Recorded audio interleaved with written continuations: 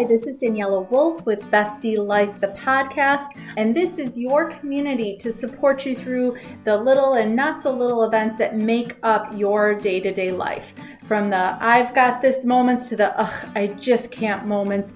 We are here to empower all women to find and develop the skills they need to find peace, balance, and the bliss in their busy. Through solo episodes as well as interviews with amazing women who share their journey and their story and how it works for you. I hope you find the inspirations to make you laugh, think, as well as maybe rethink what you thought you knew, and connect as we realize that we are all living similar ups and downs and don't have to do it alone. So excited for you to hear this episode, and thanks so much for joining me today.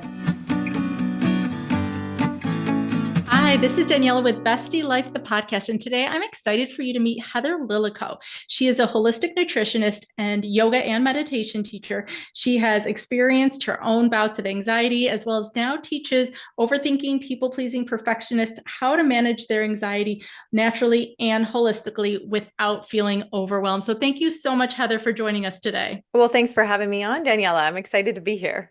So let's start with sharing a little bit about your journey, what you've been through, how you've worked through things, as well as the business that you have now. Yes, let's dive in. So as you shared, I am a holistic nutritionist, a yoga and meditation teacher, and I got into this area through my own experience with anxiety. And after getting a handle on it, I wanted to share what I've learned and help others. So growing up, I was always kind of a nervous kid, and I was sensitive, any type of criticism, and I would be in tears. I was an empath. I could pick up on the emotions of others very readily. Like if someone was upset, I could immediately tell before they said anything. And I was a perfectionist. I had to get top marks or I felt like a complete failure. And I was an overthinker. And I would overthink about all sorts of things. I remember after hanging out with friends, I would start to overthink about, how did that conversation go? Should I have said something different? Oh, did I come across as awkward or weird? So all of that was my internal monologue, this worry, this self-doubt, and all of that followed me through to university, where the pressure just became too much and I started having panic attacks. And I remember the first one I had, I was at a crowded party in university and my heart started to beat fast, my palms got sweaty, my vision tunneled, and I had this like overwhelming sense of dread take over. And so I locked myself in the bathroom. And I remember just sliding down the wall, waiting for it to pass and thinking that I was dying. Like this was it. That's how intense it felt. So I started living in fear of when was the next anxiety attack going to hit. And it got to the point where I was so overwhelmed. I was so on edge all the time. I was so burnt out that I went to see my doctor and I said, I'm having a lot of anxiety. What can we do?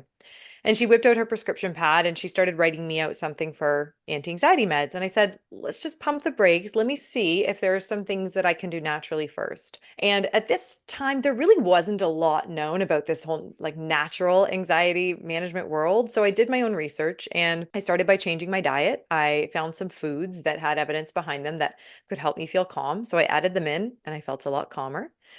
And then I still felt like I had a million different thoughts going around in my mind. So I tried meditation and I felt calmer still. And my nervous system still felt ramped up.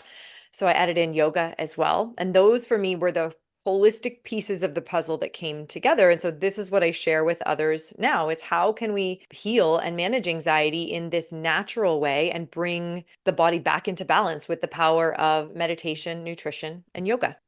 Absolutely. And I love all those components. And I was nodding my head, like, as you were describing so many things you went through, because I know I've been there. I'm sure so many of my listeners have been there. And it's terrifying when you get stuck in that mental loop in your head of going over things because it can take over. It can be so controlling. And to be able to have a little bit of control and feel like you're doing something to make an impact and not just taking a pill and hoping and waiting, I think can be very powerful in its own way, just having that kind of ownership in it as well. Yeah, it definitely made me feel more empowered that, okay, these are habits and practices that I can put into place and really address like some of the root of what was going on. Because for me, just taking a pill wasn't going to address the root of what was going on.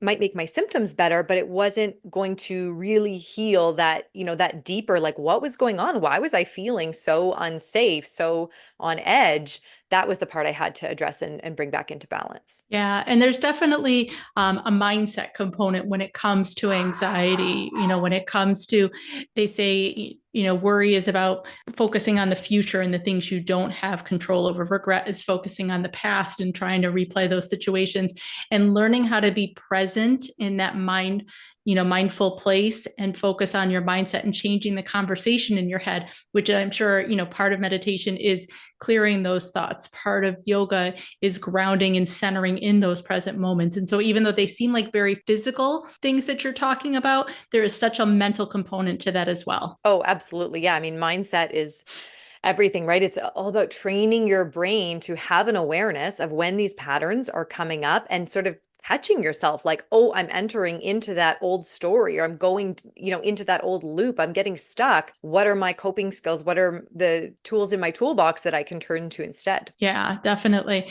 As well as you talked a little bit about how, you added some different foods to help. Were you also taking away some things as well? Because I know for me personally, I switched from a regular coffee to a mushroom coffee, and that's helped me as well a lot. Oh, yeah. There was a big journey for myself of really understanding how foods were affecting my body. And as well as having anxiety, I was having a lot of IBS at the time, irritable bowel Mhm. syndrome. So I was experiencing a lot of bloating, a lot of discomfort, issues with the bathroom, and it was embarrassing, it was Mhm. uncomfortable, and it really affected my social life and my confidence. So what I found is that when I started playing around with my diet, adding foods in and seeing maybe what some culprits were that were making not only the anxiety worse, but also my digestion. So, for example, fried foods was a big one, limiting Mhm. those, sugar, processed sugar. That was a big one that I Mhm. really had to come down on and find some alternatives and really think through like, what was I using sugar for? For myself, I would turn towards food for comfort. So, sort of untangling that relationship a little bit. Caffeine, as you mentioned, Mhm. that was a big one. I gave up caffeine fully about 6 years ago now Wow. and saw a huge difference in my energy levels and my focus since and part of what I did is, relied on some of these alternatives like mushroom coffee or Mhm. dandelion root tea. But I also addressed my sleep because I Mhm. found that I was so tired and wanting caffeine in the morning because I wasn't getting high quality sleep. Like my mind was turning so much and I felt Yes. like my to-do list was a million things long and sleep for me wasn't a priority. So when I prioritized that, I found that it became a little bit easier to give up caffeine. And then I went mostly whole foods, plant-based with my diet as well, so that I could really focus on getting in these real whole foods and lots of yummy, incredible veggies. Mhm. Yeah. And as I'm listening to you talk about that, I was thinking when we talk about what we eat, how we sleep is such a big, powerful part of that also. And for whatever reason, I don't know why we're wired, but it seems like my thoughts at 2 in the morning are worse than they are at 3 in the afternoon. Even if they're the same thoughts, just the impact they have on me, just that panic takes over in such a different way at night. I'm sure somebody's done a study and done the science of it, but I'd be fascinated because I can physically feel such a difference. Oh, absolutely, right? It's like, let me remember this embarrassing thing that I did in the fifth grade at 2 in the morning, and let me replay that. And it just, everything feels so much more amplified. And I think for a lot of people, there's that pressure then of, if we have that story for ourselves, like, I'm not a good sleeper, then it sort of reinforces that. And then, we're laying in bed and we're going, okay, if I fall asleep now, I'm going to get 7 hours. If Mm-hmm. I fall asleep now, it's going to be 6 hours. And that creates another layer of anxiety Yeah. behind falling asleep. Yeah, it's so many of the symptoms, whether it's poor sleep or stomach issues, then create their own additional anxiety on top of them that you're worrying about in addition to all the outside things. So definitely finding an outlet for these things. I always have kind of thought of our body holds on to our feelings. There's that mind body connection. We can't separate it. And so our feelings, we can talk about them, but if we don't physically give them a way out, they're going to find a way. Oh yeah. Yeah, absolutely. Yeah, big connection there. So when someone comes to work with you, like how do you help them gauge what they need, or where do you start with them? So what I found is that it is all these pieces of the puzzle that come together. So if we just work in one area, maybe we just work in food, I don't think people are going to see a big enough of an effect. So I like to bring in all these pieces together. So recently, how I work with people is I've just launched an app called Cultivating Calm, and I bring all these holistic pieces together on the app so that you have a library of meditations that you can bring in for every, anxiety induced scenario. You're having imposter syndrome at work, or you can't fall asleep because your mind is racing, or you're feeling not good enough, or that inner critic is getting loud. Time for a meditation so that we can address it like right in the moment. So there's that sort of piece. And then also on the app, I provide recipes for people. So we have delicious, nutritious, whole food, plant-based recipes that are going to provide people those specific targeted nutrients that are going to help anxiety. Because I think not enough people make the link between what am I eating and how is that supporting my mental health. And then the movement piece is the last piece. So bringing in some slower, lower intensity types of movement like yoga, for example. I think it brings together all of these pieces. So maybe in a day, it looks like somebody's doing a couple minutes of meditation. They're eating a calming anxiety food, and they're working in either a walk or a yoga practice. It doesn't have to be complicated, but we do have to prioritize setting up these habits and getting consistent on doing them every day. Yeah. And I love how you said it's a couple minutes of yoga. It's some movement, and it can vary on a day-to-day basis. You can do 5 minutes of walk, 10 minutes of yoga. There's ways to make it flexible so that it works with you. Because I think sometimes it looks like a lot, it looks like a lot of time, it looks like a lot of effort. And I think the more we can normalize just simplifying it into these smaller bites is going to make it more approachable. Well, it's so true. And the group that I work with, perfectionists, there's like that all or nothing thinking, right? And what I found is that sometimes people don't even want to start a new venture like meditation. One of my clients recently was saying, I just don't want to start it because I feel like I'm going to be bad at it. And as a perfectionist, being quote unquote bad at something feels really rocking to your self-worth, right? It's either like, I'm immediately good at it and I'm going to keep going, or if I'm bad at it, I'm going to quit because I don't want to deal with the discomfort of that. So Mhm. I like to make it really approachable for people, because chances are if you have gone for a walk in nature and just felt that connection to the trees around you and, oh, I can hear the birds.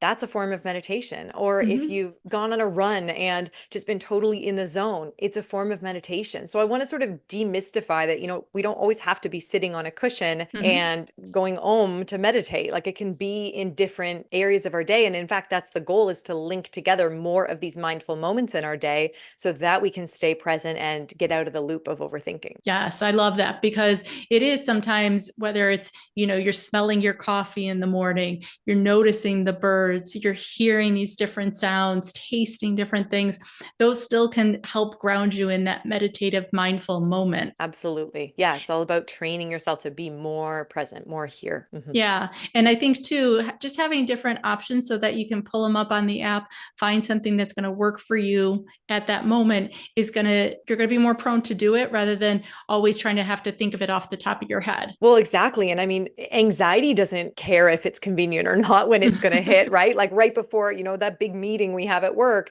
and the anxiety starts to rise, or, our boss sends us an email and is like, hey, can we chat? And you feel the anxiety start to rise. Like, we don't get to choose necessarily when the anxiety, the emotion of it shows up for us. So that's why I think we need something sort of convenient on the go, like in our pocket, that we can turn Mhm. to help us feel calm. Yeah, and especially if the anxiety is going to come from different places, you're going to have to kind of address it in different ways, as well as you talked about that perfectionistic mindset. That's why it's called a practice. It's not just because it's a Zen way to talk about it or anything like that. It truly is a practice that you have to do over and over to keep working on. And it's not that you ever truly master it, because there will always be different life events that you're working and practicing on coping with. I almost like to think of it like a golf game sometimes. Like, I'm not good at golf by any means, but that's one of those things. You can go on the same course 10 days in a row and have 10 completely different games, but you're practicing that skill regardless of how it plays out. Exactly, right? That's a mindset shift, to be just working on developing the practice, right? Strengthening the muscle of the mind to come back to the present moment, to recognize when you've shifted out of regulation. Because a lot of people think that, when you do this work, that you'll be fully calm and zen all the time, and that people are like, "Oh, Heather, you must be the calmest person in the world. You teach yoga and meditation."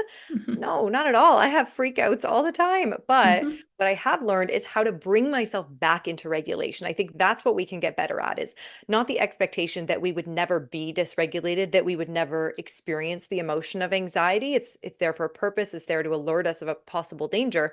But what we can train ourselves to do is notice, oh, I've gone out of that regulated state, right? I've gone away from calm. What can I do to come back into balance, to come back to find my center, my grounding? Yeah. And just to rethink it too, our body, like you said, it's designed to help recognize danger. But back when this all happened, we were watching out for like saber-toothed tigers that were going to eat us. That's not the case now. Now it might just be an uncomfortable conversation. And that's a very different kind of danger. And so it doesn't need to trigger that same response. And when we tell ourselves that, we can have that perspective to then utilize those tools and re-regulate. It's such a good point, Daniela. Yeah, the types of danger that we experience. And this is why sometimes people will say, like, there's no reason behind the anxiety. There's nothing to be anxious about. But what we're not realizing is something that we perceived in our environment, the body is deeming as dangerous. And it's often an emotional danger, which, like, side note, I think would be a fantastic band name, emotional danger.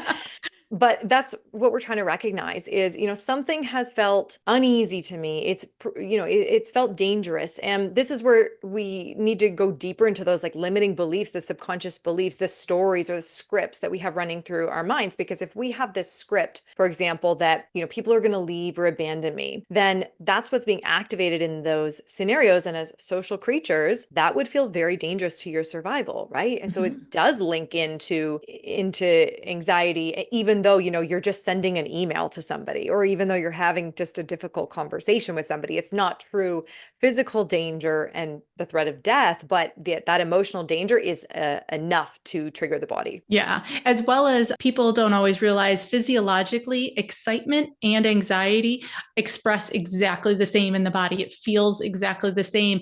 And to mentally, you have to kind of tell yourself, this is not dangerous. This is not scary. This is exciting. This is positive. And just because I feel that way doesn't mean it's a bad thing. Yes, there's this really neat study that looked at that, where they had a group of people come in and they split them into two groups, and they had one group say they were going to perform and sing live. They were going to sing Journey's "Don't Stop Believin'," such a classic karaoke song. And they had one group say, "I'm nervous," before they went on stage. And they had that other group say, "I'm excited," before they went on stage. And then both groups went out and they sang their hearts out. And when they looked afterwards and they actually measured how often people were on pitch, and the people who said, "I am excited to sing," they were on pitch more often. So it Mhm. actually improves performance, right? By telling Yeah. ourselves, we call it anxiety reappraisal, is when we can say, "I'm excited, I'm excited." Now, that works really well for things like public speaking. Where it Mhm. doesn't work well is if you're feeling like everybody hates you. Your brain is telling you Right. that, right? We can't be like, "I'm excited, everybody hates me." It's so we can sort of choose it for those public speaking, those times where we have Yeah. to have a tough conversation. We can sort of see, and maybe that's where gratitude comes in a little bit too, right? Is we can see like the light at the end of the tunnel, or like something good could come out of this, and that can kind of shift the anxiety a little bit too. Absolutely. It's always situational, but that's why, again, having these options, that toolkit to be able to pull from based on the situation. And I love that you brought up gratitude. That's one of my favorite self care practices that I think is under recognized and underutilized because we're always looking forward, but that gratitude is so present. Yeah, right. It pulls us. I mean, gratitude is like the antidote to anxiety, because anxiety is so future worry and focus. And gratitude is like, no, what's good now? Because Mhm. also, even in the midst of anxiety, even when things are hard and the to-do list is long, there are still things that we can be grateful for, right? If you have a roof over your head, if you have a job, if you have a friend or someone you love or a pet, those are all incredible things to be grateful for. So it gives us a little bit of perspective, I think, when we can express gratitude. Yeah. And I always love to ask my guests, what are some of the maybe top two or three things that you would say you're the most grateful for? That's such a good question. I mean, I'm grateful for being on this podcast, for being able to share this message. I always choose a word of the year, and my word of 2024 is impact. So I feel very grateful that I can come in and be able to share this message and help others and use my experience, because for me, I mean, anxiety, it sucks, right? It's so hard. And it was really overwhelming for me for so many years. So I feel so grateful that I get to share this with others and be able to use what I've learned and pull some nuggets from it, and then be able to hopefully help someone else. No, that's fantastic. And so then where can people find you? How can they work with you? How can they connect? Yeah, happy to share that. Well, first, thank you so much again, Daniela, for having me on, for being able to share this with your listeners. So, again, for those listening, my name is Heather Lillico, and you can come hang out with me in my community, Cultivating Calm. So if you're someone who wakes up in the morning with a pit of dread in your stomach because you're anxious about your to-do list, or you find yourself distracted throughout the day, procrastinating, worrying about the what ifs, or if you don't know how to relax without feeling guilty, then you can download the Cultivating Calm app. And it's all about teaching you the habits that you need to feel confident, to stay present and enjoy every moment and know that you deserve to relax. So it's holistic, all-in-one anxiety support. It's convenient, on the go, and it puts all these puzzle pieces that we were talking about today, puts them together to come at anxiety from the root angle, or excuse me, from every angle. And there's courses on there, there's meditations, there's recipes, there's yoga practices to take. So lots to explore. And if you download the Cultivating Calm app, either through the App Store or Google Play, you can start a free 14-day trial of the app and make mental space for what really matters. That's awesome. And all those links will be live in the show notes below. So thank you so much again, Heather, for joining us today. Thank you for having me. Thanks so much again for joining me today. I hope you enjoyed this episode. Please let me know any questions or comments that you have. Also, if you can please leave an Apple 5-star review so that this episode can be shared with more women. There's 2 quotes that I love. Alone we may be strong, but together we are stronger, as well as when women support each other, incredible things happen. So let's be stronger and incredible together, as well as maybe just have some fun along the way. Thanks so much and talk to you soon. Bye.